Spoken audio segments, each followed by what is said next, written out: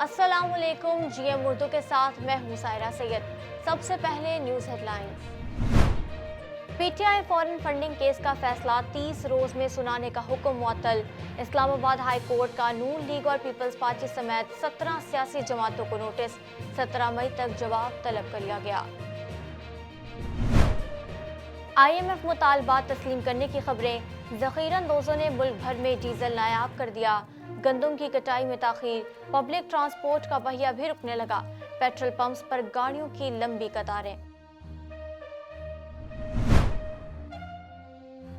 Punjab assembly में लड़ाई झगड़े और तशद्दुद का मामला। स्पीकर पंजाब असम्बली चौधरी परवेज इलाही के इंदराज मुकदमा की दरख्वास्त पर समाअत।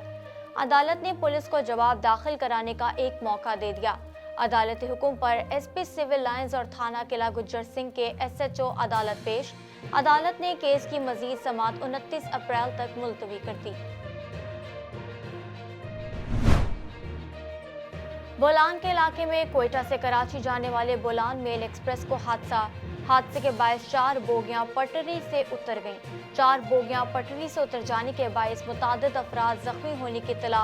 पटरी से बोगियां उतरने की इत्तला मिलने के बाद सिब्बी से इमदादी टीमें रवाना।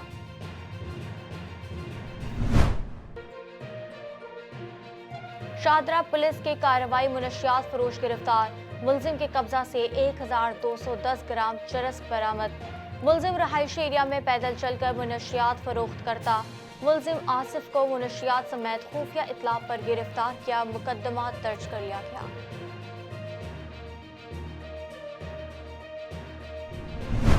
हेडलाइंस आपने जानी। बुलेटिन का बाकायदा आगाज करेंगे इस न्यूज ब्रेक के बाद।